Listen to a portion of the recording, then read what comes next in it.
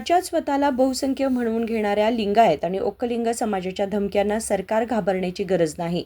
सरकारने तात्काळ एच. कांताराजू आणि जयप्रकाश हेगडे समितीच्या अहवालाला जसाच्या तसा स्वीकार करावा अशी मागणी राज्य मागासवर्गीय जाती व शोषित समुदायांच्या महासंघाचे नेते डॉक्टर राजेंद्र सन्नक्की यांनी केली. शहरातील कन्नड साहित्य भवन येथे आयोजित पत्रकार परिषदेत बोलताना त्यांनी सांगितले की एच. कांताराजू आणि जयप्रकाश हेगडे समितीच्या अहवालाला विरोध करणारे वीरशैव लिंगायत आणि ओक्कलिंग समाजाने आरक्षणासाठी अन्य जाती, धर्म वा राजकीय फायद्यासाठी दुसऱ्या जातीचे नाव सांगणे आधी थांबवावे. ಎಲ್ಲ ಸ್ನೇಹಿತರಿಗೆ ನಮಸ್ಕಾರಗಳು. ಕರ್ನಾಟಕ ರಾಜ್ಯ ಹಿಂದುಳಿದ ಜಾತಿಗಳ ಒಕ್ಕೂಟ, ಶೋಷಿತ ಸಮುದಾಯಗಳ ಒಕ್ಕೂಟ ಬೆಳಗಾವಿ ಜಿಲ್ಲೆ ಶಾಖೆಯ ಮುಖಾಂತರ ಈಗ ನಾವು ಸುದ್ದಿ ಮಾಧ್ಯಮಗೋಷ್ಠಿಯನ್ನು ನಡೆಸ್ತಾ ಇದ್ದೀವಿ. ಇದಕ್ಕೆ ಕಾರಣ ಅಂದ್ರೆ ಈಗ ರಾಜ್ಯದಲ್ಲಿ ಬಹು ಚರ್ಚಿತ ವಿಷಯ ಕಾಂತರಾಜು ವರದಿ ಜಾರಿ ಆಗಬೇಕು ಅಂತಕ್ಕಂಥದ್ದು. ಆದರೆ ಇದರಲ್ಲಿ ತಪ್ಪು ಕಲ್ಪನೆಗಳು ಭಾಳ ಆಗ್ಯಾವ. ಯಾಕಂದರೆ ಇದು ಶೋಷಿತ ಮತ್ತು ದಲಿತ ಅಥವಾ ಯಾವುದೋ ಒಂದು ಪರವಾಗಿ ಮಾಡಿದ್ದಂಥದ್ದು ಎಲ್ಲ ಸಮಾಜಗಳ ಇದು ಜಾತಿ ಸಮೀಕ್ಷೆ ಅಲ್ಲ. ಧಾರ್ಮಿಕ, ಶೈಕ್ಷಣಿಕ, ಆರ್ಥಿಕ ಮತ್ತು ರಾಜಕೀಯ ಸಮೀಕ್ಷೆ ಇದು. ಕಳೆದ 10 ವರ್ಷಗಳ ಹಿಂದೆ ಕಾಂತರಾಜ್ ಶಾಶ್ವತ ಹಿಂದುಳಿದ ವರ್ಗಗಳ ಆಯೋಗದ ಅಧ್ಯಕ್ಷರಾದ ಕಾಂತರಾಜು ಅವರ ಅಧ್ಯಕ್ಷತೆಯಲ್ಲಿ ಈ ಸಮೀಕ್ಷೆ ಆಗಿತ್ತು. ಸಮೀಕ್ಷೆ ಒಂದು ದಿವಸ ಮಾಡಿ ಅಥವಾ ಎಲ್ಲರ ಆಫೀಸಿನ ಕೂತ್ಕೊಂಡು ಮಾಡಿದಂಥದ್ದು. ಇಡೀ ಕರ್ನಾಟಕ ತುಂಬ ಎಲ್ಲ ಗಣತಿಗಳ ಸರ್ವೆಗಳನ್ನು ಮಾಡೋರು ಶಿಕ್ಷಕರನ್ನ. ಸುಮಾರು 1.64 ಲಕ್ಷ ಶಿಕ್ಷಕರು ಇಡೀ ಕರ್ನಾಟಕದ ಪ್ರತಿ ಹಳ್ಳಿ ಮತ್ತು ನಗರಗಳಲ್ಲಿ ಪ್ರತಿ ಮನೆಗೆ ಹೋಗದೆ ಮಾಡಿದಂಥ ಸಮೀಕ್ಷೆ ಅದು. ಅದರಲ್ಲಿ 100% 95% ಸಮೀಕ್ಷೆ ಆಗಿದೆ ಅಂತಕ್ಕಂಥ ಅಂಕಿ ಸಂಖ್ಯೆಗಳನ್ನು ಕೇಳ್ತಾ ಇದ್ದೀವಿ. ಯಾವುದೇ ಸಮೀಕ್ಷೆಗಳು ಮಾಡಿದರೂ 100ಕ್ಕೆ 100 ಆಗೋದಿಲ್ಲ. ಯಾಕಂದ್ರೆ ಕೆಲವೊಂದು ಜನರು ಆ ಸಮಯದಲ್ಲಿ ಇರೋದು ಅವ್ರ ಮನೆಯಲ್ಲಿ ಸಮೀಕ್ಷೆ ಮಾಡೋಕ್ಕಾದಾಗ ಅಥವಾ ಬೇರೆ ಬೇರೆ ಕಾರಣ ಸ್ವಲ್ಪ ಒಂದು 4-5% ಸಮೀಕ್ಷೆ ಆಗೋದಿಲ್ಲ. ಇದು ಸದ್ಯಕ್ಕೆ ಪಟ್ಟಣ ಪ್ರದೇಶದಲ್ಲಿ 94%, ಗ್ರಾಮೀಣ ಮಟ್ಟದಲ್ಲಿ 96%, ಟೋಟಲಿ 95% ಸಮೀಕ್ಷೆ ಆಗೈತೆ. ಅಂದರೆ ಈ ಕರ್ನಾಟಕ ರಾಜ್ಯದ ಆಗಿನ ಜನಸಂಖ್ಯೆ ಸುಮಾರು 6 ಕೋಟಿ ಇದ್ದರೆ 5,70,00,000 ಮಂದಿ ಜನರಿಗೆ ಸಮೀಕ್ಷೆಗಳು ಒಳಪಟ್ಟಾರೆ. ಸುಮಾರು 30 ಲಕ್ಷ ಜನರು ಸಮೀಕ್ಷೆ ಒಳಪಟ್ಟಿಲ್ಲ. ಇದರ ಜೊತೆಗೆ ಈ ಹಿಂದೇನು ನಾವು 10 ವರ್ಷಕ್ಕೊಮ್ಮೆ ಜನಗಣತಿ ಆಗ್ತಿತ್ತು ಅಥವಾ ಮತದಾರ ಪಟ್ಟಿ ಮಾಡ್ತಿದ್ರು, ಇದನ್ನೆಲ್ಲ ಮಾಡೋರು ಶಿಕ್ಷಕರು ಯಾವುದೇ ಜಾತಿಗೆ ಸೀಮಿತ ಆದವರಲ್ಲ. ಶಿಕ್ಷಕರ ಎಲ್ಲ ಸಮಾಜದವ್ರು ಅದಾರ. ಆ ಶಿಕ್ಷಕರು ಮನೆ ಮನೆಗೆ ಹೋಗಿ ಸಮೀಕ್ಷೆ ಮಾಡಿದ ಬಗ್ಗೆ ನಮಗೆಲ್ಲರಿಗೂ ಗೊತ್ತು. ನಾವು ಗ್ರಾಮೀಣ ಮಟ್ಟದಲ್ಲಿ ಇರೋರು. ನಮ್ಮ ಊರೊಳಗೆ ನಮ್ಮಲ್ಲಿ ಶಿಕ್ಷಕರು ಬಂದು ನಮ್ಮ ಮನೆಗೆ ಎಲ್ಲರ ಮನೆಗೆ ಸಮೀಕ್ಷೆ ಮಾಡ್ಯಾರ. ಸೊ ಆಗ ಮಾಡಿದ್ದು ವರದಿ ಸಿದ್ದರಾಮಯ್ಯನವ್ರ ಅಧಿಕಾರ ಮುಗಿಯೋಕ್ಕಿಂತ ಮೊದಲು ಅದು ಬರಲಿಲ್ಲ. ಆಮೇಲೆ ಕುಮಾರಸ್ವಾಮಿ ಅವರು ಇದ್ದಾಗ, ಅಂದ್ರೆ ಮಿಶ್ರ ಸರ್ಕಾರ ಇದ್ದಾಗ BJP ಸರ್ಕಾರ ಇದ್ದಾಗ ಅದನ್ನು ಕೊಡಬೇಕಂತ ಪ್ರಯತ್ನ ಮಾಡಿದ್ರು. ಆಗಿನ ಕುಮಾರಸ್ವಾಮಿ ಅವರ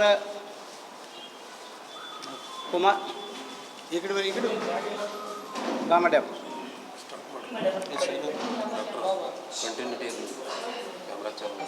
ಸೊ ಅದು ಸಮ್ಮಿಶ್ರ ಸರ್ಕಾರ ಇದ್ದಾಗ ಪುಟ್ಟರಂಗ ಶೆಟ್ಟಿ ಅಂತ ಹಿಂದುಳಿದ ವರ್ಗಗಳ ಸಚಿವರಿದ್ದರು. ಆವಾಗ ಈ ವರದಿಯನ್ನು ಅಂಗೀಕಾರ ಮಾಡೋದು ಅಂತಂದ್ರೆ ಆವಾಗ ಅದು ಅಂಗೀಕಾರ ಮಾಡಲಿಕ್ಕೆ ವಿರೋಧ ಮಾಡಿರಿ ಎಚ್ ಡಿ ಕುಮಾರಸ್ವಾಮಿ ಅವರು. ಅದು ಅಂಗೀಕಾರ ಮಾಡೋಂಗಿಲ್ಲ, ಸ್ವೀಕಾರ ಮಾಡೋಂಗಿಲ್ಲ. ಹೀಗಾಗಿ ಉಳಿತು. ಅದೀಗ ಈಗಿನ ಸಿದ್ದರಾಮಯ್ಯ ಸರ್ಕಾರ ಬಂದ ಮೇಲೆ ಅದು ಕಾಂತರಾಜುವರ ಅಧಿಕಾರಾವಧಿ ಮುಗಿದ ಯಾರು ಜಯಪ್ರಕಾಶ್ ಶೆಟ್ಟಿಯವರು ಅಧ್ಯಕ್ಷತೆ ಶಾಶ್ವತ ಹಿಂದುಳಿದ ವರ್ಗಗಳ ಆಯೋಗದ ಅಧ್ಯಕ್ಷತೆ ಅವರು ನೇಮಕ ಮಾಡಿದವರು BJP ಸರ್ಕಾರದವರು. ಆ ಸದಸ್ಯರು ನೇಮಕ ಮಾಡಿದವರು BJP ಸರ್ಕಾರದವರು. ಅಂಥ ಜಯಪ್ರಕಾಶ್ ಹೆಗಡೆ ಅವರು ಸನ್ಮಾನ್ಯ ಸಿದ್ದರಾಮಯ್ಯನವರಿಗೆ ಈ ವರದಿಯನ್ನು ಕೊಟ್ಟಿದ್ದಾರೆ. ನನಗನಿಸಿ ಮಾಡಿ ಮಾನ್ಯ ಕ್ಯಾಬಿನೆಟ್ ಮೀಟಿಂಗ್ ಆಗುವವರೆಗೂ ಮಂತ್ರಿಗಳಿಗೆ ಗೊತ್ತಿರಲಿಲ್ಲ, ಮುಖ್ಯಮಂತ್ರಿಗೆ ಗೊತ್ತಿರಲಿಲ್ಲ ಅದರೊಳಗೆ ಏನಾಯ್ತು ಅಂತ. ಈಗ ನನಗನಿಸಿ ಮಟ್ಟಿಗೆ ಎಲ್ಲ ಸಚಿವರಿಗೆ ಗೊತ್ತಾಗೈತೆ, ಯಾಕಂದರೆ ಎಲ್ಲರಿಗೂ ಕಾಪಿ ಕೊಟ್ಟಾರೆ. ಸೊ ಶಾಸಕರು ಇನ್ನೂ ಎಲ್ಲರಿಗೂ ಗೊತ್ತಾಗೈತಿ ಇಲ್ಲ ಗೊತ್ತಿಲ್ಲ. ನಮಗೆ ಯಾರಿಗಂತೂ ಗೊತ್ತಾಯಿಲ್ಲ ಅದು ಏನೈತಿ ವರದಿಗಳು. ಆದರೆ ನಮ್ಮ ಆಗ್ರಹ ಏನಂದ್ರೆ ಇದು ಈ ಸಮೀಕ್ಷೆ ಇರ್ಬೋದು, ಇದರಿಂದ ಜಾತಿಗಳ ಸಂಖ್ಯೆ ಗೊತ್ತಾಗತ್ತೆ, ಯಾವ ಜಾತಿಯವ್ರು ಎಷ್ಟು ಜನ ಅದಾವೆ ಅದನ್ನು ಅಂಗೀಕಾರ ಮಾಡಲಿ. ಯಾಕಂದ್ರೆ ಸುಪ್ರೀಂ ಕೋರ್ಟ್ ಈಗಾಗಲೇ 2 ಸಲ ತೀರ್ಮಾನ ಕೊಟ್ಟೈತಿ. ಈ ರಿಸರ್ವೇಷನ್ ಕೊಟ್ಟಾಗ ರಾಜಕೀಯ ಮೀಸಲಾತಿ ಇರ್ಬೋದು, ಔದ್ಯೋಗಿಕ ಮೀಸಲಾತಿ ಇರ್ಬೋದು, ಶೈಕ್ಷಣಿಕ ಮೀಸಲಾತಿ ಕೊಟ್ಟಾಗ ನೀವು ಯಾವ ಆಧಾರದ ಮೇಲೆ ಇವರಿಗೆ ಮೀಸಲಾತಿ ಕೊಡಾಕತ್ತೀರಿ, ನಿಮ್ಮ ಕಡೆ ಅಂಕಿ ಸಂಖ್ಯೆ ಎಲ್ಲಿದಾವೆ ಅಂತ ಕೇಳಿದ್ದೆ ಸುಪ್ರೀಂ ಕೋರ್ಟ್. ಸೊ ಇದನ್ನು ಕೊಡೋದ್ರಿಂದ ಆಯಾ ಸಮುದಾಯಕ್ಕೆ ರಾಜಕೀಯವಾಗಿ, ಶೈಕ್ಷಣಿಕವಾಗಿ ಮತ್ತು ಔದ್ಯೋಗಿಕವಾಗಿ ಮೀಸಲಾತಿಯನ್ನು ಕೊಡ್ತಕ್ಕಂಥದ್ದು ಎಷ್ಟು ಪರ್ಸೆಂಟ್ ಕೊಡಬೇಕು, ಯಾವ ರೀತಿ ಕೊಡಬೇಕಂತ ನಿರ್ಣಯ ಮಾಡಲಿಕ್ಕೆ ಈ ಅಂಕಿ ಸಂಖ್ಯೆಗಳ ಅವಶ್ಯಕತೆ. ಭಾಳ ಮಂದಿ ಅದನ್ನು ನೋಡ್ದನ ಈಗ 2-3 ವರ್ಷದಿಂದ ಕೇಳ್ತಾ ಇದ್ದೀವಿ ನಾವು, ಅವೈಜ್ಞಾನಿಕವಾಗೈತಿ ಅಂತ ಭಾಳ ಮಂದಿ ಹೇಳ್ತಾರೆ. ಅವೈಜ್ಞಾನಿಕ ಆಗೈತೆ ಬಿಟ್ಟದ ಗೊತ್ತಾಗೋದು ಯಾವಾಗಿದ್ದು, ಆ ವರದಿ ನೋಡಿದ, ಆ ವರದಿ ನೋಡ್ದನ, ಆ ವರದಿ ಒಳಗೆ ಏನೈತೆ ಅನ್ನೋದು ಗೊತ್ತಿಲ್ಲದ ತಪ್ಪು ಕಲ್ಪನೆಯನ್ನು ಜನರಿಗೆ ಕೊಡ್ತಾಯಿದ್ದ. ಸೊ ಅದಕ್ಕಾಗಿ ನಾವು ಹೇಳೋದೇನೆಂದ್ರೆ, ಈ ಒಂದು ಸಮೀಕ್ಷೆ ಒಪ್ಕೊಳ್ಳಿ, ಒಂದೇ ಲೋಪದೋಷಗಳಿದ್ದರೆ ಸರಿ ಮಾಡ್ಕೊಳ್ಳಿ, ನಾವೇನು ಬೇಡ ಅನ್ನೋದಿಲ್ಲ. ಆದರೆ 169 ಕೋಟಿ ಸರ್ಕಾರಿ ಹಣವನ್ನು ಖರ್ಚು ಮಾಡಿ ಒಂದು ಸಂಸ್ಥೆ ವತಿಯಿಂದ, ಅಂದ್ರೆ ಶಾಶ್ವತ ಹಿಂದುಳಿದ ವರ್ಗಗಳ ಆಯೋಗ ಶಾಸನಬದ್ಧ ಸಂಸ್ಥೆ ಅದು. ಆ ಸಂಸ್ಥೆಯಿಂದ, ಯಾಕಂದರೆ ಅಲ್ಲಿ ಅಧ್ಯಕ್ಷರು ಮತ್ತು ಸದಸ್ಯರು ಬೇರೆ ಬೇರೆ ಜಾತಿಯವರು ಇರ್ತಾರೆ, ಒಂದೇ ಜಾತಿಯವರು ಇರೋದಿಲ್ಲ. ಅವರು ಎಲ್ಲರೂ ಕೂಡಿ ಸಮೀಕ್ಷೆ ಮಾಡಿಸಿದ್ದು ಒಪ್ಕೊಂಡ ಮೇಲೆ, ಆ ಒಪ್ಕೊಂಡ್ಮೇಲೆ ಏನೈತಿ ಗೊತ್ತಾಗತ್ತೆ, ಜನರಿಗೂ ಚರ್ಚೆ ಬರಲ್ಲ ಅಥವಾ ಜನರಿಗೆ ಗೊತ್ತಾಗಲಿ. ಅದರೊಳಗೆ ಲೋಪದೋಷ ಇದ್ದರೆ ತಿದ್ದುಪಡಿ ಮಾಡಿ, ನಮ್ಮದೇನು ಪ್ರಾಬ್ಲಮ್ ಇಲ್ಲ. ಆದರೆ ಅದನ್ನು ಮಾಡೋದನ್ನ ಕೆಲವು ಮಂದಿ ನಮ್ಮ ಸಮಾಜ ಕಡಿಮೆ ಐತಿ, ನಿಮ್ಮ ಸಮಾಜ ಕಡಿಮೆ ಐತಿ ಅಂತಕ್ಕಂಥ ಗೊಂದಲದಲ್ಲಿ ಈಗ ನಮ್ಮ ಎಲ್ಲ ಸಮಾಜ ಹೋಗು. ಯಾಕೆ ನಾವೆಲ್ಲ ವೇದಿಕೆ ಮ್ಯಾಗೂ ಕೆಲವೊಂದು ಸಮಾಜ ಸಂಘಟನೆಯವರು ಇದ್ದೀವಿ, ನಾವೆಲ್ಲ ಹೇಳ್ಕೊತ ಬಂದೀವಿ, ಮೊದಲು ಹೇಳ್ಕೊತ ಬಂದೀವಿ. ಸಮೀಕ್ಷೆಯಲ್ಲೇ ಏನಿಲ್ಲ, ಅಜ್ಮಾಸ್ ನಾವು ಕುರುಬರು ನಮ್ಮದು 90 ಲಕ್ಷ ಐತಿ, SC ಸಮಾಜದವ್ರು ಇಲ್ಲ ನಮ್ಮದು 2 ಕೋಟಿ ಐತಿ, ST ಸಮಾಜದವ್ರು 1 ಕೋಟಿ ಐತಿ, ಅಥವಾ ಲಿಂಗಾಯತರು 2 ಕೋಟಿ ಇದ್ದೀವಿ, ಒಕ್ಕಲಿಗರು 2 ಕೋಟಿ ಇದ್ದೀವಿ. ಅದನ್ನೆಲ್ಲ ಹಂಗೆ ಹೇಳಿದ್ದೆಲ್ಲ ಲೆಕ್ಕ ಮಾಡಿದ್ರೆ 20 ಕೋಟಿ ಆಕತಿ. ನಮ್ಮ ಜನಸಂಖ್ಯೆ ಇರೋದು ಎಷ್ಟು? ಸಮೀಕ್ಷೆ ಆದಾಗ 6 ಕೋಟಿ ಇತ್ತು, ಈಗ 7 ಕೋಟಿ. 7 ಕೋಟಿ ಜನಸಂಖ್ಯೆ ಒಳಗೆ ಇರಬೇಕಲ್ಲ ನಾವು ಎಲ್ಲ ಜಾತಿಯವರು. ಮತ್ತು ನಮ್ಮ ಅಂಕಿ ಸಂಖ್ಯೆಗಳು ಹೇಳ್ಕೊತ ಹೋಗ್ಬಿಟ್ರೆ ನಾವೆಲ್ಲರೂ ಕಡಿಮೆ ಯಾರೂ ಹೇಳ್ಕೊಳಕತ್ತಿಲ್ಲ, ನಮಗೆ ಲೆಕ್ಕೂ ಇಲ್ಲ. ಅಜ್ಮಾಸ್ ಪಂಚಾಯತ್ ನಮ್ಮ ಇಷ್ಟು ಓಟದು, ನಮ್ಮ ಇಷ್ಟು ಜನಸಂಖ್ಯೆ ಐತಿ, ಇಷ್ಟು ಜನ ಅಂತ ಸರ್ಕಾರಿ ಸೌಲಭ್ಯಗಳನ್ನ ಪಡ್ಕೊಳಕ್ಕೆ ಮಧ್ಯಂತರದಲ್ಲಿ ಒಂದು ವ್ಯವಸ್ಥೆ ಐತಿ. ನಾವು ಬಹುಸಂಖ್ಯಾತರು ಅಂಥೇಳಿ ಎಲ್ಲ ಸೌಲಭ್ಯಗಳನ್ನ ಕೆಲವೊಂದು ಸಮಾಜ ಅಷ್ಟ ತೊಗೋತ ಬಂದವು, ಅವ್ರು ದಬಾಣಿಕೆ ಮಾಡ್ಕೊತ ಬಂದ. ನಮ್ಮ ಭಟ್ ಸಮಾಜ ಐತಿ, ಇಷ್ಟು ಸಮಾಜ. ನಿಜವಾಗಿರೋದು 1831ರಲ್ಲಿ ಸಮೀಕ್ಷೆ ಆಗೈತಿ, ಅದು ಬ್ರಿಟಿಷ್ ಗೌರ್ಮೆಂಟಿಂದ ಸಮೀಕ್ಷೆ ಆಗೈತಿ. ಆವಾಗಿನ ಅಂಕಿ ಸಂಖ್ಯೆ ಪ್ರಕಾರ ಹೇಳೋದಿಲ್ಲ ಯಾರು. ಆವಾಗ ನಮ್ಮ ಉದಾಹರಣೆ, ನಮ್ಮ ಕುರುಬ ಸಮಾಜ ಆವಾಗ 8% ಇತ್ತು. ಈಗೂ ಭಾಳ ಅಂದ್ರೆ 9% ಆಗಿರ್ಬೋದು, ಅಥವಾ 8% ಅಷ್ಟೇ ಇರ್ಬೋದು. ನಾವು 15% ಐತೆ ಅನ್ನಕ್ಕೆ ಹೋಗೋದಿಲ್ಲ. ಅಥವಾ SC ಸಮಾಜ ಎಷ್ಟು ಪರ್ಸೆಂಟ್ ಇತ್ತು, ಅದರ ಸ್ವಲ್ಪ ಹೆಚ್ಚಾಗ್ಬೋದು. ಅದಕ್ಕಾಗಿ ಬಂಧುಗಳೇ, ಈಗ ನಾ ಹೇಳೋದು ಅಂದ್ರೆ, ಈ ವರದಿ ಜನರಿಗೆ ಚರ್ಚೆಗೆ ಬರಲಿ, ಸರ್ಕಾರ ಇದನ್ನು ಒಪ್ಕೋಬೇಕು. ಯಾಕಂದ್ರೆ ಕಾಂಗ್ರೆಸ್ ಹೈಕಮಾಂಡ್ 100 ಸಲ ಹೇಳೈತಿ, ರಾಹುಲ್ ಗಾಂಧಿಯವ್ರು ಹೇಳ್ಯಾರ, ಇಡೀ ದೇಶದಲ್ಲಿ ಜಾತಿ ಗಣತಿ ಮಾಡ್ತೀವಿ. ಈ ಸಮೀಕ್ಷೆ ಏನೈತಿ, ಈ ಸಮೀಕ್ಷೆ ಒಳಗೆ ಶೈಕ್ಷಣಿಕ, ಔದ್ಯೋಗಿಕ ಸಮೀಕ್ಷೆ, ಆರ್ಥಿಕ ಸಮೀಕ್ಷೆ ಆದರೂ ಸಹಿತ ಅಲ್ಲಿ 54 ಕಾಲಮ್ ಇದ್ದು. ಆ ಫಾರ್ಮ್ದಾಗ 54 ಕಾಲಮ್ದಾಗ ಧರ್ಮ ಮತ್ತು ಜಾತಿ ಕಾಲಮ್ ಇದ್ದು, ಉಪಜಾತಿ ಒಂದು ಕಾಲಮ್ ಇತ್ತು. ಅವರು ತಮ್ಮ ಜಾತಿ ಯಾವುದ್ರೊಳಗೆ ಐತಿ ಅದರೊಳಗೆ ಭಾಷೆಯರು. ಈಗ ನಾನು ಕುರುಬ, ನನ್ನ ಧರ್ಮ ಹಿಂದೂ, ನಾನು ಧರ್ಮದ ಕಾಲಮ್ದಾಗ ಹಿಂದೂ ಅಂತ ಬರೆಸಿರ್ಬೋದು, ಕುರುಬ ಅಂತ ಬರೆಸಿದ್ದೀನಿ. ಉಪಪಂಗಡಗಳನ್ನು ಬರ್ಸೋರು ಯಾರು ಬೇಕೋ ಅವ್ರು ಬರ್ಸ್ಯಾರ, ಯಾರು ಬೇಕಾದ್ರೆ ಬಿಟ್ಟಾರ. ಇಲ್ಲಿ ದ್ವಂದ್ವ ಐತಿ. ಯಾಕಂದ್ರೆ ಕೆಲವೊಂದು ಜಾತಿಯವರು ಮೀಸಲಾತಿಗೆ ಒಂದು ಬೇರೆ ಜಾತಿ ಹೇಳ್ತಾರೆ, ರಾಜಕೀಯವಾಗಿ ಒಂದು ಬೇರೆ ಜಾತಿ ಹೇಳ್ತಾರೆ. ಅವ್ರಿಗೆ ಸಮಸ್ಯೆ ಆಗೈತೆ ಅದು. ನಾವು ರಾಜಕೀಯವಾಗಿ ಅದನ್ನು ಹೇಳ್ತೀವಿ, ಧಾರ್ಮಿಕವಾಗಿ ಅದನ್ನು ಹೇಳ್ತೀವಿ. ಇಲ್ಲಿ ನನಗನ್ಸಿಬಿಟ್ಟು ಹಿಂದುಳಿದ ವರ್ಗಗಳು ಶೋಷಿತರು, OBC, Muslims and SC ST ನಾವು ಯಾರೂ ಬ್ಯಾರೇದು ಹೇಳೋದಿಲ್ಲ. ಮೀಸಲಾತಿಗೂ ಅದನ್ನು ಹೇಳ್ತೀವಿ, ಜಾತಿ ಹೇಳೋದ್ರೆ ಅದನ್ನು ಹೇಳ್ತೀವಿ, ರಾಜಕೀಯವಾಗಿ ಅದನ್ನು ಹೇಳ್ತೀವಿ. ಕೆಲವೊಂದು ಜಾತಿಯವ್ರು ಏನು ಮುಂದುವರೆದ ಜನಾಂಗ ಅಂತ ಹೇಳ್ಕೋತಾರೆ. ಇವರು ಒಂದೊಂದು ಸಂದರ್ಭದಲ್ಲಿ ಒಂದೊಂದು ರೀತಿ ಹೇಳ್ತಾರೆ. ಒಂದು ಸಂದರ್ಭದಾಗ ನಾವು ಈ ಸಮಾಜ ಅಂತ, ಒಂದು ಸಂದರ್ಭದವ್ರು ನಾವು ಈ ಸಮಾಜ ಅಂತ, ಅದಕ್ಕೆ ಅನೇಕ ಉದಾಹರಣೆ ಕೊಡ್ತೀನಿ ನಾ. ಸೊ ಅದಕ್ಕಾಗಿ ನಿಮ್ಮ ದ್ವಂದ್ವಗಳಿಗೆ ಸರ್ಕಾರದ ಮ್ಯಾಗ ಗೂಬೆ ಕುಂಡಿಸ್ಬೇಕು. ನಿಮ್ಮ ಸಮಸ್ಯೆಗಳನ್ನು, ನಿಮ್ಮ ಸಮಾಜದ ಸಮಸ್ಯೆಗಳನ್ನು ಸರ್ಕಾರದ ಮುಂದೆ ಹಾಕಬೇಕು. ನಮ್ಗೆ ಭಾಳ ಸಂತೋಷ ಐತಿ. ಒಂದು ವೇಳೆ ವೀರಶೈವ ಸಮಾಜದವ್ರು ಎಲ್ಲರೂ ನಾವು ವೀರಶೈವರ ಲಿಂಗಾಯತರು ಅಂತ ಹೇಳ್ಕೊಂಡು ಸಂಖ್ಯೆ ದೊಡ್ಡದಾದ್ರೆ ನಮ್ದೇನು ಪ್ರಾಬ್ಲಮ್ ಇಲ್ಲ. ನಮ್ಮದು ಸಂಖ್ಯೆ ದೊಡ್ಡದಾಗಲಿ, ಆದ್ರೆ ಒಂದೇ ಹೇಳಿ, ಮೀಸಲಾತಿಗೊಂದು ಬೇರೆ ಹೇಳೋದು, ಧಾರ್ಮಿಕವಾಗೊಂದು ಬೇರೆ ಹೇಳೋದು ಮಾಡಬೇಕು. ಮೀಸಲಾತಿ ಒಂದೊಂದು ಕಮ್ಯುನಿಟಿ ಎರಡು ಮೀಸಲಾತಿ ತೊಗೋತಾರೆ. ಈಗ ಎಸ್ ಸಿ ಮೀಸಲಾತಿ ಎಷ್ಟ ತೊಗೋತಾರೆ, ಎಸ್ ಟಿ ಮೀಸಲಾತಿ ಎಷ್ಟ ತೊಗೋತೀವಿ, ಉಪ್ಪಾರು ಗ್ರೂಪ್ 1 ಅಷ್ಟೇ ಮೀಸಲಾತಿ ತೊಗೋತಾರೆ, ಕುರುಬರು 2A ಅಷ್ಟೇ ಮೀಸಲಾತಿ ತೊಗೋತೀವಿ ನಾವು. ಕೆಲವೊಂದು ಜಾತಿ ಅವ್ರು 2A ಮೀಸಲಾತಿನೂ ತೊಗೋತಾರೆ, 3B ಮೀಸಲಾತಿನೂ ತೊಗೋತಾರೆ. ಎಲ್ಲ ಅದ್ರಾಗೂ ಇರಲಿ ಇದ್ರಾಗೂ ಇರಲಿ. ಹಿಂಗಾಗಿ ಏನಾಗೈತೆ ಅಂದ್ರೆ ಯಾರಿಗೆ ಸಿಗಬೇಕಾಗಿದೆ, ಎಸ್ ಸಿ ಜನಾಂಗ ಸಿಗಬೇಕಾದಂಥ, ಎಸ್ ಟಿ ಜನಾಂಗ ಸಿಗಬೇಕಾದಂಥದ್ದು, ನಿಜವಾದ ಹಿಂದುಳಿದ ವರ್ಗದ ಸಿಗಬೇಕಾದದ್ದು ಸೌಲಭ್ಯಗಳನ್ನ ಕಸ್ಕೋತಾರೆ. ಈಗ ಮುಸಲ್ಮಾನರು ಅವರು ಹೋಗಿ ಅವ್ರ ಮನೆಗೆ ಹೋಗಿದ್ರೆ ಯಾವ ಸಮಾಜದಕ್ಕೆ ಮುಸಲ್ಮಾನರು ಇರ್ತಾರೆ. ನಾವು ಕಟಕರು, ನಾವು ಪಿಂಜಾರು, ನಾವು ಹಂಗನ್ನೋದ್ರು. ಈಗ ನಮ್ಮ ಮನೆಗೆ ಆದ್ರೆ ಕುರುಬರು ಅಂತ ಹೇಳ್ತೀವಿ. ನಾವು ಒಡೆಯರು ಎಲ್ಲ, ಅಥವಾ ನಾವು ಹತ್ತಿ ಕಂಕಣ ಉಣ್ಣಿ ಕಂಕಣ ಅಂತ ಹೇಳಂಗಿಲ್ಲ. ನಮ್ಮ ಇಡೀ ಕರ್ನಾಟಕದ ಎಲ್ಲೇ ಹೋಗಿ ಕೇಳಿದ್ರು ನೀವು ಯಾವ ಜಾತಿಯನ್ನು ಕುರುಬರು ಅಂತ ಹೇಳ್ತೀವಿ. ಎಸ್ ಸಿನೂ ಅಷ್ಟೇ, ಎಸ್ ಸಿ ಸಮಾಜಗಳು ಸಹಿತ ತಮ್ಮ ಜಾತಿ ಅಷ್ಟೇ ಹೇಳ್ತಾರೆ, ಬೇರೆ ಹೇಳೋದಿಲ್ಲ. ಎಸ್ ಟಿ ಸಮಾಜನೂ ಅಷ್ಟೇ. ಸೊ ನಮಗೇನು ಪ್ರಾಬ್ಲಮ್ ಇಲ್ಲ. ಪ್ರಾಬ್ಲಮ್ ಇರೋರು ಪ್ರಾಬ್ಲಮ್ ಮಾಡ್ಕೊಂಡಾಗ ಸರ್ಕಾರ ಹೊಣೆ ಅಲ್ಲ. ಸರ್ಕಾರದ ಏನೂ ಕೈವಾಡಿಲ್ಲ, ಸುಮ್ಮ ಅದ್ರ ಬಿಂಬಿಸಾಕತ್ತ. ಸೊ ತಪ್ಪು ಕಲ್ಪನೆಗಳನ್ನು ಕೊಟ್ಟು ಜನರನ್ನು ಹಾದಿ ತಪ್ಪಿಸೋಕ್ಕಿಂತ ನಿಜ ಒಪ್ಕೋರಿ, ನೀವು ಒಪ್ಕೋರಿ. ನಾವೆಲ್ಲರೂ ವೀರಶೈವರ, ನಾವು ಲಿಂಗಾಯತರು ಅಂತ ಹೇಳಿ ಖುಷಿ ಐತಿ ನಮಗೆ. ನೀವು 2 ಕೋಟಿ ಅಲ್ಲಿ 2.5 ಕೋಟಿ ಅಲ್ಲಿ ನಮ್ದೇನು ಪ್ರಾಬ್ಲಮ್ ಇಲ್ಲ. ನಾವು ಒಪ್ಕೊಂಡಿವಿ. ನೀವು ಮೊದಲಿಂದ್ರೂ ಕರ್ನಾಟಕದಲ್ಲಿ ದೊಡ್ಡ ಸಮಾಜ ಲಿಂಗಾಯತ, ಸೆಕೆಂಡ್ ಒಕ್ಕಲಿಗ ಅಂತ ಒಪ್ಕೊಂಡೀವಿ, ಈಗೂ ಒಪ್ಕೋತೀವಿ. ಆದ್ರೆ ನೀವು ಸಮೀಕ್ಷೆಗೆ ಬಂದಾಗ ಬೇರೆ ಹೇಳಿ. ಈಗ ನಾವು ಭಾಳ ಜನ ಅಂದ್ರೆ ಮೀಸಲಾತಿ ಸಲ ಬೇರೆ ಹೇಳ್ತೀರಿ, ನೀವು ಮೀಸಲಾತಿ ಸಲ ಬೇರೆ ಹೇಳ್ತೀರಿ, ಧಾರ್ಮಿಕ ಬಂದಾಗ ಈ ಕನ್ಫ್ಯೂಷನ್ ಏನೈತಿ. ಸರ್ಕಾರ ತಪ್ಪಿಲ್ಲದ್ರೆ ಸರ್ಕಾರದ ಮೇಲೆ ಗೂಬೆ ಕೂಡಿಸ್ತಕ್ಕಂಥ ಕೆಲಸ ಆಗ್ತೈತಿ.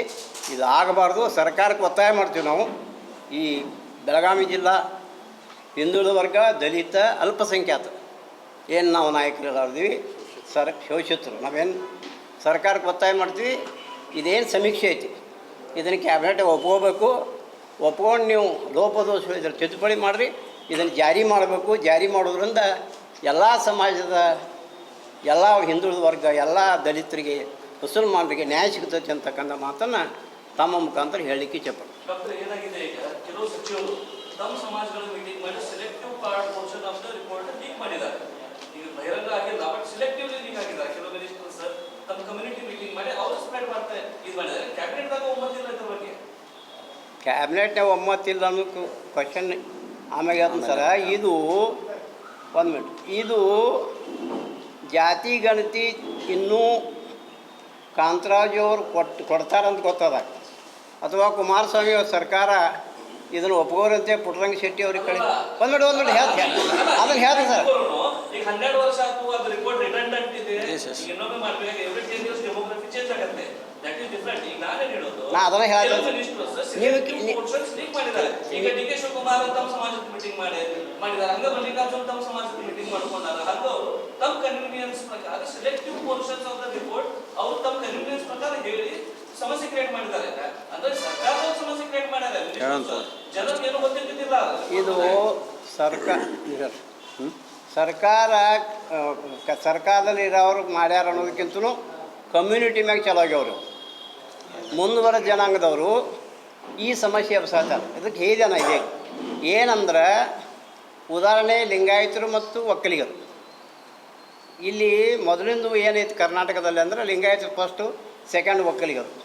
ಅದಕ್ಕೇನು ನಮ್ಮದು ಅಬ್ಜೆಕ್ಷನ್ ಇಲ್ಲ. ಈ ಸಮೀಕ್ಷೆ ಪ್ರಕಾರ ಫಸ್ಟ್ ಎಸ್ ಸಿ ಬರ್ತಾರೆ. ಯಾಕೆ ಎಸ್ ಸಿ ಬಂದರು? ಸೆಕೆಂಡ್ ಮುಸ್ಲಿಮ್ ಬರ್ತಾರೆ. ಯಾಕೆ ಸೆಕೆಂಡ್ ಮುಸ್ಲಿಮ್ ಬಂದರು? ಇದು ಎಸ್ ಸಿಗಳ ಮನೆಗೆ ಹೋಗಿ ನಿಮ್ಮ ಸಮಾಜ ಆದ್ರೆ ಎಸ್ ಸಿ ಕಮ್ಯುನಿಟಿಗೆ ಸಂಬಂಧಪಟ್ಟ ಕಮ್ಯುನಿಟಿನ ಹೇಳ್ತಾರೆ. ಮುಸಲ್ಮಾನರ ಮನೆಗೆ ಹೋದ್ರೂ ಪಂಗಡ ಹೇಳಂಗಿಲ್ಲ, ಮುಸಲ್ಮಾನರು ಅಂತ ಹೇಳ್ತಾರೆ. ಸೊ ಅದ ಲಿಂಗಾಯತರ ಮನೆಗೆ ಹೋದ್ರೆ ಲಿಂಗಾಯತ ಉಪಜಾತಿಗಳು ಈಗ ಏನು ಕರ್ನಾಟಕದ ಉತ್ತರ ಕರ್ನಾಟಕಕ್ಕೆ ದಕ್ಷಿಣ ಕರ್ನಾಟಕ ಡಿಫ್ರೆನ್ಸ್ ಇರುತ್ತೆ ನಿಮ್ಮ ಜಾತಿದು. ಈಗ ಉದಾಹರಣೆ ಗಾಣಿಗ ಸೌತ್ ಕರ್ನಾಟಕದ ಬ್ಯಾಕ್ವರ್ಡ್, ಉತ್ತರ ಕರ್ನಾಟಕದ ಗಾಣಿಗ ಲಿಂಗಾಯತ ಗಾಣಿಗ. ಪುಟ್ಟಸ್ವಾಮಿ ಅಂತ ಮಂತ್ರಿ ಇದ್ದರು, ತಮ್ಗೆ ಗೊತ್ತದ, ಕೋಆಪರೇಟಿವ್ ಮಿನಿಸ್ಟರ್ ಹಿಂದೆ ಹೆಗಡೆಯವರು, ಯಡಿಯೂರಪ್ಪ ಗೌರ್ಮೆಂಟ್ದಾಗ. ಅವು ಈಗ ಸ್ವಾಮಿಗಳಾಗ್ಯಾರ, ಅದ ಗಾಣಿಗ ಮಹಾಮಠದ ಸ್ವಾಮಿಗಳಾಗ್ಯಾರ ಪುಟ್ಟಸ್ವಾಮಿ ಅವರು ಗಾಣಿಗ. ಇಲ್ಲಿ ಉದಾಹರಣೆ ನಮ್ಮ ಸೌದಿಯವರು ಲಿಂಗಾಯತ ಗಾಣಿಗರಿಗೆ ರಿಸರ್ವೇಷನ್ ಐತಿ, ಅದನ್ನು ಇವ್ರು ಉಪಯೋಗ ಮಾಡ್ಕೊಳತ್ತಾರೆ. ಅವಾಗ ಇವ್ರು ಗಾಣಿಗ ಅಂತ ಹೇಳ್ತಾರೆ. ಇದು ರಿಸರ್ವೇಷನ್ ಬೇಕಂದ್ರೆ ಗಾಣಿಗ ಅಂತ ಹೇಳ್ತಾರೆ. ನೀವು ಯಾವ ಸಮಾಜದಿಂದ ಲಿಂಗಾಯತ ಸಮೀಕ್ಷೆಗೆ ಹೋದಾಗ ಒಂದೆರಡು ಲಿಂಗಾಯತಕ್ಕೆ ಬರೆಸಿದೆವು, ನಮ್ಗೆ ಮೀಸಲಾತಿ ಸಿಗಲಿಕ್ಕಿಲ್ಲ ಅನ್ನೋ ಉದ್ದೇಶ ಗಾಣಿಗ ಅಂತ ಬರ್ಸ್ಯಾರು. ಈಗ ಉದಾಹರಣೆ ಹೂಗಾರ, ಕುಂಬಾರ, ಮಡಿವಾಳ, ದೇವಾಂಗ, ಲಿಂಗಾಯತ ಸಮಾಜದ 18 ಉಪಜಾತಿಗಳು 2A ಮೀಸಲಾತಿ ಅಂತ ತಗೋತಾವೆ. ಪಂಚಮಶಾಲಿ ಲಿಂಗಾಯತನ ಬಿಟ್ಟರೆ 2A ಮೀಸಲಾತಿಯನ್ನು ಎಲ್ಲ ಲಿಂಗಾಯತ ಸಮಾಜದವ್ರು ತಗೋತಾರೆ. ಉದಾಹರಣೆ ಬಲಜಿಗ, ಇಡೀ ಲಿಂಗಾಯತ ಸಮಾಜದ ಶ್ರೇಷ್ಠ ಅಂತ ಹೇಳ್ಕೊತಾರೆ. ಅದಕ್ಕೆ ಅವಕ್ಕೇನೋ ವರ್ಡ್ ಐತೆ, ಅದು ಅವರು ಶ್ರೇಷ್ಠ ಅನ್ಕೊಳಕ್ಕೆ ಅಂಥವ್ರು ಸದ್ಯಕ್ಕೆ 2A ಮೀಸಲಾತಿ ಅಂತ ತಗೋತಾರೆ. ಬಲೀಜ ಜನಾಂಗ, ದಕ್ಷಿಣ ಕರ್ನಾಟಕದಲ್ಲಿ ಬಲೀಜ ಅಂತ ಒಂದು ಜನಾಂಗ ಐತಿ. ಆವಾಗ ಯಡಿಯೂರಪ್ಪನವ್ರು ಏನು ಮಾಡ್ಯಾರ, ಒಂದು ಆದೇಶ ಮಾಡ್ಯಾರ, ಆದೇಶ ಕಾಪಿ ನಮ್ಮ ಕಡೆ ಐತಿ. ಬಲೀಜ ಸಮಾನ ಪದ ಬಣಜಿಗ ಅಂತ ಮಾಡ್ಯಾರ. ಬಣಜಿಗರನ್ನು 2A ಸೇರಿಸಲಿಲ್ಲ ಯಡಿಯೂರಪ್ಪನವರು, ಬರೀ ತಮ್ಮ ತಲೆ ಓಡಿಸಿರೋರು. ಬಲೀಜ ಸಮಾನ ಪದ ಬಣಜಿಗ ಆದೇಶ ಮಾಡಿಬಿಟ್ರು. ಉತ್ತರ ಕರ್ನಾಟಕ ಬಣಜಿಗರು 2A ತೊಗೊಳಕೈತೆ.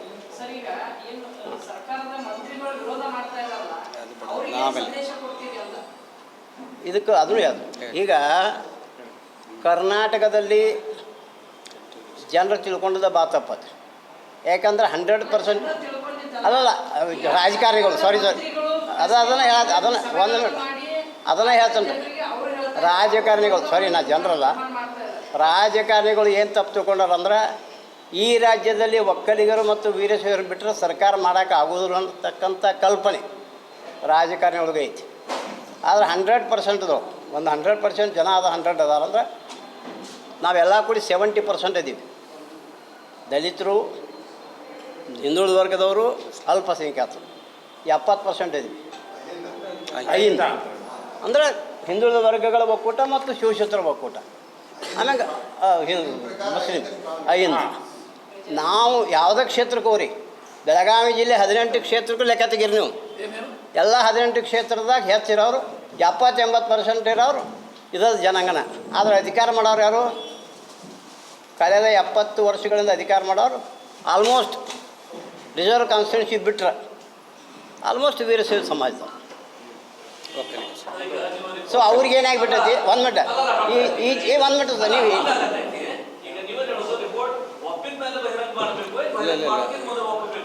ಒಪ್ಪಿದ ಮ್ಯಾಗ ಬಹಿರಂಗ ಮಾಡ್ಯಾರ.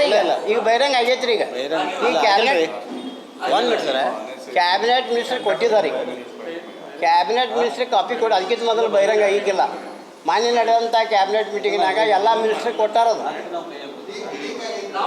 ಈಗಾಗಿಲ್ರಿ, ಗೊತ್ತಾಕತಿ. ಈಗ ಮಂತ್ರಿಗಳು ಗೊತ್ತಾಗೈತಿ. ಈಗ ಉದಾಹರಣೆ ನಮ್ಮ ಸಮಾಜ, ಈಗ ಸರ್ ಒಂದು ಸೆಕೆಂಡ್ ಇಲ್ಲ, I will conclude it and come to the point. बुडा अध्यक्ष लक्ष्मणराव चिंगळे यांनी सांगितले की सरकारने एच कांताराजू व जयप्रकाश हेगडे समितीचा अहवाल तात्काळ जाहीर करावा. 160 कोटी रुपये खर्च करून तयार केलेला अहवाल अंमलात न आणता टाकून देणं चुकीचं आहे. सुप्रीम कोर्टही असा अहवाल अंमलात आणण्याच्या सूचना देत असल्याचे ते म्हणाले. ಈಗಾಗಲೇ ಕಾಂತರಾಜ್ ಮತ್ತು ಜಯಪ್ರಕಾಶ್ ಹೆಗಡೆ ಇವರು ಮಂಡನೆ ಮಾಡಿದಂಥ ವರದಿಯ ಬಗ್ಗೆ ಡಾಕ್ಟರ್ ಸಣ್ಣಕ್ಕಿಯವರು ಭಾಳಷ್ಟು ಕುಲಂಕುಷವಾಗಿ ಹೇಳಿದ್ದಾರೆ. ಕೆಲವೊಂದು ಮಾತುಗಳನ್ನ ಅವ್ರು ಬಿಟ್ಟು ಹೋದದ್ದನ್ನು ನಾನು ನಿಮ್ಮ ಮುಂದೆ ಇಡಲಿಕ್ಕೆ ಪ್ರಯತ್ನ ಮಾಡ್ತೀನಿ. ಈಗಾಗಲೇ ಈ ವರದಿ ಕರ್ನಾಟಕ ರಾಜ್ಯದಲ್ಲಿ ಶಾಶ್ವತ ಹಿಂದುಳಿದ ವರ್ಗಗಳ ಆಯೋಗ ಕರ್ನಾಟಕದಲ್ಲಿ ಭಾಳ ವರ್ಷದಿಂದ ವಿವಿಧ ಕಮಿಷನ್ಗಳ ಮುಖಾಂತರ, ಅದು ನಾಗನಗೌಡ ಕಮಿಷನ್ ಇರ್ಬೋದು, ಹಾವನೂರು ಕಮಿಷನ್ ಇರ್ಬೋದು, ವೆಂಕಟಸ್ವಾಮಿ ಕಮಿಷನ್ ಇರ್ಬೋದು, ಚಿನ್ನಾಪರೆಡ್ಡಿ ಕಮಿಷನ್ ಇರ್ಬೋದು, ಆಮೇಲೆ ಅನೇಕ ಕಮಿಷನ್ಗಳು ತನ್ನದೇ ಆದಂಥ ವರದಿಯನ್ನು ಈ ರಾಜ್ಯದಲ್ಲಿ ಇರತಕ್ಕಂಥ ಹಿಂದುಳಿದ ವರ್ಗಗಳ ಬಗ್ಗೆ, ಅತಿ ಸೂಕ್ಷ್ಮ ಹಿಂದುಳಿದವರ ಬಗ್ಗೆ ಸಾಕಷ್ಟು ವರದಿಗಳನ್ನು, ಮಾಹಿತಿಯನ್ನು ನೀಡಿದ್ದಾರೆ. ಈಗ ಈ ಮಾಹಿತಿಗಳ ಸಮೀಕ್ಷೆ ನೇರವಾಗಿ ಇಂಥದ್ದೊಂದು ಆರ್ಥಿಕ, ಸಾಮಾಜಿಕ, ಶೈಕ್ಷಣಿಕ ಸಮೀಕ್ಷೆ ಮಾಡಬೇಕು ಅನ್ನೋ ಉದ್ದೇಶದಿಂದ ಸುಮಾರು ಇದು ಈ ವರದಿ ಅಂದರೆ ಕೇವಲ ಚರ್ಚೆಗಾಗಿ ಮತ್ತು ಇದಕ್ಕಾಗಿ ಸಂಬಂಧಪಟ್ಟಂಥ ವರದಿ ಅಲ್ಲ. ಸುಮಾರು 4,000ಕ್ಕಿಂತ ಹೆಚ್ಚು ಜಾತಿಗಳ ಭವಿಷ್ಯವನ್ನು ನಿರ್ಧರಿಸ್ತಕ್ಕಂಥ ಈ ವರದಿ ಇದೆ. ಕೆಲವೇ ಜಾತಿಗಳ ಭವಿಷ್ಯ ಅಲ್ಲ, ಮಿನಿಮಮ್ 4,000 ಕಾಸ್ಟ್ಸ್, ಅದಕ್ಕಿಂತ ಹೆಚ್ಚು ಇರ್ಬೋದು ಕೂಡ. ಮೈಕ್ರೋಸ್ಕೋಪಿಕ್ ಬ್ಯಾಕ್ವರ್ಡ್ ಮೈನಾರಿಟೀಸ್ ತೊಗೊಂಡಾಗ ಅವು ಹೆಚ್ಚಾಗ್ತವೆ. ಮತ್ತು ಅದಕ್ಕೆ ಇಷ್ಟು ಜಾತಿಗಳ ಭವಿಷ್ಯವನ್ನು ನಿರ್ಧಾರ ಮಾಡ್ತಕ್ಕಂಥ ಈ ವರದಿ ಇದೆ. ಈ ವರದಿಯಲ್ಲಿ ಏನಿದೆ ಅನ್ನೋದು ನಮಗೆ ಗೊತ್ತಿಲ್ಲ. ಕಾಂತರಾಜ್ ವರದಿಯವರು ಸಮೀಕ್ಷೆ ಮಾಡುವಾಗ ಸುಮಾರು 1.64 ಲಕ್ಷ ಜನರನ್ನು, ಎಲ್ಲ ಸಮುದಾಯದ ಶಿಕ್ಷಕ ವರ್ಗದವರನ್ನು ತಗೊಂಡು ಡಾಟಾ ಕಲೆಕ್ಷನ್ ಮಾಡಿದರು. ಡಾಟಾ ಕಲೆಕ್ಷನ್ ಮಾಡಿದವರು ಕಾಂತರಾಜ್ ಆಯೋಗ, ಕಾಂತರಾಜ್ ವರದಿ ಮುಖಾಂತರ. ನಂತರ BJP ಗೌರ್ಮೆಂಟ್ ಬಂದ ನಂತರ ಜಯಪ್ರಕಾಶ್ ಹೆಗಡೆಯವ್ರನ್ನ ಅಧ್ಯಕ್ಷ ಮಾಡಿದ ನಂತರ ಇದನ್ನು ಟ್ಯಾಬ್ಯುಲೇಷನ್ ಮಾಡಿ ಜನರ ಮುಂದೆ ಇಡಬೇಕು ಅಥವಾ ಸರ್ಕಾರಕ್ಕೆ ಈ ವರದಿಯನ್ನು ಸಲ್ಲಿಸಬೇಕು ಅನ್ನೋ ಉದ್ದೇಶದಿಂದ ಜಯಪ್ರಕಾಶ್ ಹೆಗಡೆಯವರು ಈ ವರದಿಯನ್ನು ಈಗಾಗಲೇ ಕರ್ನಾಟಕ ಸರ್ಕಾರಕ್ಕೆ ಒಪ್ಪಿಸಿದ್ದಾರೆ. ಕರ್ನಾಟಕ ಸರ್ಕಾರ ಅದನ್ನು ಸ್ವೀಕಾರ ಮಾಡಿದೆ, ಇನ್ನೂ ಒಪ್ಪಿಲ್ಲ. ಕರ್ನಾಟಕ ಸರ್ಕಾರ ವರದಿಯನ್ನು ಸ್ವೀಕಾರ ಮಾಡಿದೆ. ಕ್ಯಾಬಿನೆಟ್ದಲ್ಲಿ ಚರ್ಚೆಗೆ ಅನುವು ಮಾಡಿಕೊಟ್ಟಿದೆ. 2 ಕ್ಯಾಬಿನೆಟ್ಗಳು ಇದಕ್ಕಾಗಿಯೇ ಚರ್ಚೆಗೆ ಆಗಿದ್ದಾವೆ. ರಾಜ್ಯದಲ್ಲಿರ್ತಕ್ಕಂಥ ಎಲ್ಲ ಸಚಿವರ ಕೈಯಲ್ಲಿ ಈ ವರದಿ ಕೈಯಲ್ಲಿದೆ. ವರದಿಯಲ್ಲಿ ಆಗು ಹೋಗುಗಳ ಬಗ್ಗೆ ಚರ್ಚೆ ಇನ್ನೂ 1-2 ಸಚಿವ ಸಂಪುಟಗಳು ಆಗಬಹುದು ಅಂತ ನಮ್ಮ ಇದೆ. ಅದರ ಈ ವರದಿಯನ್ನು ಬಹಿರಂಗಪಡಿಸಬೇಕು. ಈ ವರದಿಯನ್ನು ಶಾಸಕರಿಗಾಗಲಿ, ಎಲ್ಲ ಶಾಸಕರು ಯಾವುದೇ ಪಕ್ಷದಿದ್ದರೂ ಕೂಡ, ಸಮಾಜದ ವಿವಿಧ ಸಮಾಜಗಳ ಮುಖಂಡರು ಇರ್ಬೋದು, ಬಹಿರಂಗವಾಗಿ ಈ ವರದಿಯನ್ನು ಬಿಟ್ಟರೆ ಆ ವರದಿಯಲ್ಲಿ ಏನಿದೆ, ವರದಿ ಬಹಿರಂಗಪಡಿಸುವಾಗ 2 ಅಂಶಗಳು ಭಾಳ ಮುಖ್ಯ. ಒಂದು, ಕಾಂತರಾಜ್ ಅವರು ಸಂಗ್ರಹ ಮಾಡಿದಂಥ ಸ್ಟ್ಯಾಟಿಸ್ಟಿಕಲ್ ಡಾಟಾ ಏನಿದೆ ಆ ಡಾಟಾ ಯಥಾವತ್ತವಾಗಿ ಹೊರಗೆ ಬರಬೇಕು ಒಂದು. ನಂತರ ಅದರಲ್ಲಿ ಟ್ಯಾಬ್ಯುಲೇಷನ್ ಮಾಡುವಲ್ಲಿ ಏನಾರೇ ಲೋಪದೋಷಗಳಿದ್ದರೆ ಅದನ್ನು ಕೂಡ ಬಹಿರಂಗಪಡಿಸಬೇಕು ಅಂದರೆ 2. ಯಾಕೆಂದರೆ ಇಬ್ಬರು ಸಂಯುಕ್ತವಾಗಿ ಡಾಟಾ ಕಲೆಕ್ಷನ್ ಮಾಡಿದವರು ಒಬ್ಬರು ಅಧ್ಯಕ್ಷರು, ನಂತರ ಈ ವರದಿಯನ್ನು ಸಂಪುಟಕ್ಕೆ ಸಲ್ಲಿಸಿದವರು ಒಂದು ಅಧ್ಯಕ್ಷರಿದ್ದಾರೆ. ಆಮೇಲೆ ಇದರಲ್ಲಿ ಯಾವ ಜಾತಿ ಗಣತಿ ಅಂತೂ ಅಂಶನೇ ಇಲ್ಲ.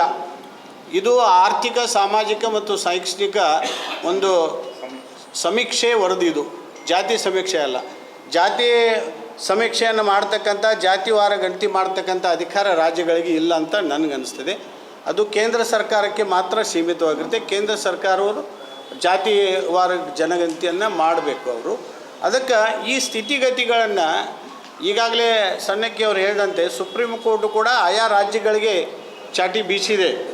ಯಾವ ಸಮುದಾಯಗಳಿಗೆ ನೀವು ರಿಸರ್ವೇಷನ್ ಮತ್ತು ಯಾವ ಸಮುದಾಯಗಳಿಗೆ ನೀವು ಸರ್ಕಾರಿ ಸವಲತ್ತುಗಳನ್ನು ಯಾವ ಪ್ರಮಾಣದಲ್ಲಿ ಕೊಡ್ತೀರಿ ಅಂತ ಕೇಳಿದಾಗ ಸುಪ್ರೀಂ ಕೋರ್ಟ್ ಒಂದು ಕೇಳಿದೆ, ಆಯಾ ರಾಜ್ಯಗಳಲ್ಲಿ ಅವರ ಜನಸಂಖ್ಯೆ ಎಷ್ಟಿದೆ. ಜನಸಂಖ್ಯೆ ಯಾವಾಗ ಗೊತ್ತಾಗೋದು? ಜಾತಿ ಗಣತಿ ಆದ ನಂತರ ಅವ್ರದ್ದು ಜನಸಂಖ್ಯೆ ಗೊತ್ತಾಗೋದು. ಈಗ ಯಾರ ಹತ್ರ ಕೂಡ ಇಡೀ ಸಂಪೂರ್ಣ ಭಾರತದಲ್ಲಿ ಯಾರ ಹತ್ರ ಕೂಡ ಯಾವ ರಾಜ್ಯದಲ್ಲಿ ಯಾವ ಜಾತಿಯವರು ಎಷ್ಟು ಸಂಖ್ಯೆಯಲ್ಲಿದ್ದಾರೆ ಅನ್ನೋದು ಗೊತ್ತಿಲ್ಲ. ನಾವು ನಡ್ಕೊಂಡು ಬಂದಂಥ ದಾರಿಯಲ್ಲಿ ಕೂಡ ಹಂಗೆ ಮಾಡ್ತೀವಿ. ಈಗ ನಮ್ಮ ಕಡೆ ಆ್ಯಸ್ ಪರ್ ಕನ್ಸರ್ನ್ ಉತ್ತರ ಕರ್ನಾಟಕ, ಮುಂಬೈ ಕರ್ನಾಟಕ ಬಂದರೆ ಲಿಂಗಾಯತು ಮತ್ತು ಮರಾಠ ಸಮಾಜದಲ್ಲಿ ಕೂಡ ಸುತಾರ್, ಮಾಳಿ, ಸಾಳಿ ಇವೆಲ್ಲ ಏನು ಬರ್ತವೆ, ಎರಡೂ ಸಮಾಜ, ತೇಲಿ ಇವೆಲ್ಲ ಸಮಾಜ. ಮರಾಠದಲ್ಲಿ ಬರ್ತಾರೆ, ಜಾತಿ ಬಂದಾಗ ಅವರು ಮರಾಠವನ್ನು ಒಂದು ಮಾಡ್ತಾರೆ, ಇವರು ಜಾತಿ ಬಂದಾಗ ಲಿಂಗಾಯತ ಒಂದು ಮಾಡ್ತಾರೆ. ಆದರೆ ಕರ್ನಾಟಕದ ಸವಲತ್ತುಗಳು ಸಿಗಬೇಕಾದಾಗ ನಾನು ಸುತಾರ್ ಅದೀನಿ, ನಾನು ಬಡಿಗ ಅದೀನಿ, ನಾನು ಮಡಿವಾಳ ಅದೀನಿ, ನಾನು ಗಾಣಿಗ ಅದೀನಿ, ನಾನು ಕ್ಷೌರಿಕ ಅದೀನಿ, ಅದು ಬರೀಬೇಕು. ಅದು ಅವನ ಕಸಬದ ಮೇಲೆ ಆಧಾರಿತಂಥ ಜಾತಿ. ಈ ಜಾತಿ ವ್ಯವಸ್ಥೆ ಕಸಬದ ಮೇಲೆ ಬಂದಂಥ ಭಾರತ ದೇಶದಲ್ಲಿ ಹಳೆಯ ಪಾರಂಪರಿಕ ವ್ಯವಸ್ಥೆಯಲ್ಲಿ ಬಂದಿದ್ದದು. ಅದಕ್ಕೆ ಸವಲತ್ತುಗಳು ಸಿಗಬೇಕಾದ್ರೆ ಜಾತಿಗಳು ಬೇಕು. ರಾಜಕೀಯ ಧ್ರುವೀಕರಣಕ್ಕಾಗಿ ಈ ಜಾತಿಗಳು ಒಂದಾಗೋದು ಬೇರೆ ವಿಷಯ. ಮತ್ತು ಆರ್ಥಿಕ ಪರಿಸ್ಥಿತಿ ಆ ಹಿಂದುಳಿದ ಜಾತಿಗಳಲ್ಲಿ ದೋಸ್ ಆರ್ ಮೈಕ್ರೋಸ್ಕೋಪಿಕ್ ಬಗ್ಗೆ ಅತಿ ಹಿಂದುಳಿದ ಜಾತಿಗಳಿದ್ರೆ ಅವರಿಗೆ ಸರ್ಕಾರದ ಸವಲತ್ತುಗಳ ಕಟ್ಟೆ ಮನುಷ್ಯನಿಗೆ ಸಿಗಬೇಕನ್ನೋ ಆಸೆ ಸರ್ಕಾರದಿರುತ್ತೆ.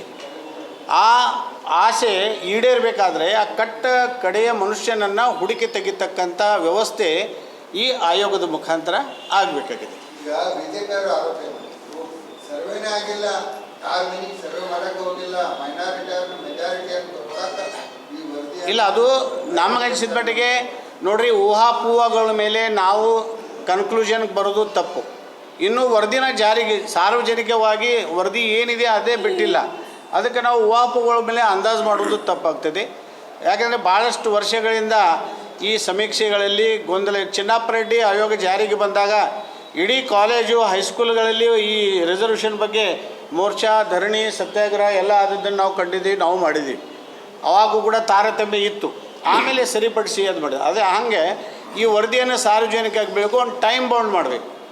ಸರ್ಕಾರ ಟೈಮ್ ಬೌಂಡ್ ಮಾಡಿ ಏನು ಇದರಲ್ಲಿ ಮತ್ತೆ ಸುಧಾರಣೆ ಆಗಬೇಕು, ಏನು ಇನ್ಕ್ಲೂಡ್ ಆಗಬೇಕು, ಯಾವ ಜಾತಿಗಳ ಕಸಬದ ಆಧಾರದ ಮೇಲೆ ಇದ್ದಾವೆ, ಧರ್ಮದ ಆಧಾರದ ಮೇಲೆ ಇದ್ದಾವೆ, ಯಾರು ಅವ್ರವ್ರ ಧರ್ಮಗಳು ಅವ್ರು ನಿಶ್ಚಯ ವ್ಯಕ್ತಿ ಸ್ವಾತಂತ್ರ್ಯ ಇರೋದರಿಂದ ಪ್ರಜಾಪ್ರಭುತ್ವದಲ್ಲಿ ಡಾಕ್ಟರ್ ಬಾಬಾ ಸಾಹೇಬ್ ಅಂಬೇಡ್ಕರ್ ಅವರು ಬರೆದಂಥ ಸಂವಿಧಾನದ ಅಡಿಯಲ್ಲಿ ನನಗೆ ವ್ಯಕ್ತಿ ಸ್ವಾತಂತ್ರ್ಯ ಇದೆ.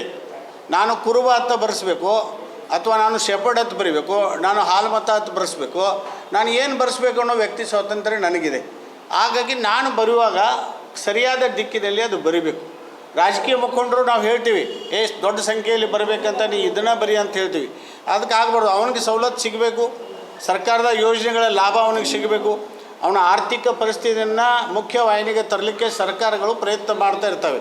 ಮುಖ್ಯವಾಹಿನಿಗೆ ಬರಬೇಕಾದ್ರೆ ಅವನು ಸರಿಯಾದ ದಿಕ್ಕಿನಲ್ಲಿ ಅವನ ಸ್ಥಿತಿಗತಿಯನ್ನು ವಿವರಿಸಿದಾಗ ಮಾತ್ರ ಬರಲಿಕ್ಕೆ ಸಾಧ್ಯ. ಅದಕ್ಕೆ ಸರ್ವೆ ಇನ್ನೊಮ್ಮೆ ಆಗ್ಬೇಕಂತ ನೀವು ಅದಕ್ಕೆ ಒಪ್ಕೋತೀರಾ? ಅಲ್ಲ, ಒಂದು ಹೇಳ್ತೀನಿ. ಸರ್ವೆ ಇನ್ನೊಮ್ಮೆ ಆಗಬೇಕನ್ನೋದು ತಪ್ಪು. ಯಾಕೆಂದರೆ ಸರ್ವೆ ಮಾಡಿದರೆ ಈಗಾಗಲೇ ಸುಮಾರು 169 ಕೋಟಿ ರೂಪಾಯಿ ಸರ್ಕಾರ ಖರ್ಚು ಮಾಡಿದೆ. ಇದರಲ್ಲಿ ಏನು ಇನ್ಕ್ಲೂಡ್ ಆಗಬೇಕು ಅನ್ನೋದನ್ನು ಹೇಳೋಕೆ, ದುರಸ್ತಿ ಮಾಡಲಿಕ್ಕೆ ಅವಕಾಶ ಇದೆ. ಒಂದು ಟೈಮ್ ಬೌಂಡ್ ಕೊಟ್ರೆ ಅಂದರೆ ಎಲ್ಲ ಜಾತಿಯವರು ಕೂಡ ಇನ್ಕ್ಲೂಡ್ ಮಾಡ್ಬೋದಲ್ಲ. ಈಗ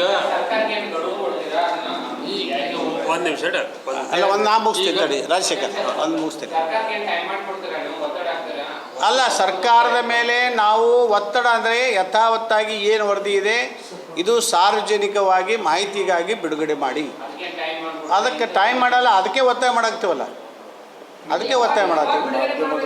ಈಗಾಗಲೇ ಸಚಿವ ಸಂಪುಟದಲ್ಲಿ ಬಂದಿದೆ, ಅದನ್ನು ಶಾಸಕರಿಗೆ ಕೊಡಿ, ಅದಕ್ಕೆ ಸಾರ್ವಜನಿಕವಾಗಿ ಕೊಡಿ, ಜನ ಚರ್ಚೆ ಮಾಡಲಿ. ಅದ್ರ ತಿಂಗಳದಲ್ಲೋ ವರ್ಷದಲ್ಲೋ ಶೀಘ್ರವಾಗಿ ಈಗ ಓಕೆ, ಥ್ಯಾಂಕ್ ಯು. ಈಗ ಯಾವ राजशेखर तळवार यांनी सांगितले की मुख्यमंत्री सिद्धरामय्या यांनी या अहवालाच्या अंमलबजावणीसाठी विशेष अधिवेशन बोलवावे. त्यानंतर सार्वजनिक चर्चेसाठी खुली संधी दिल्यानंतर त्रुटी दुरुस्त करून अहवाल स्वीकारावा. दलित संघटनांच्या महासंघाचे नेते मल्लेश चौगुले यांनी सांगितले की राज्य मागासवर्गीय जाती व शोषित समाजांच्या महासंघात आम्ही सर्वजण एकजुटीने लढा देत आहोत. विनोद कोलकार, KMM मराठी, बेळगाव.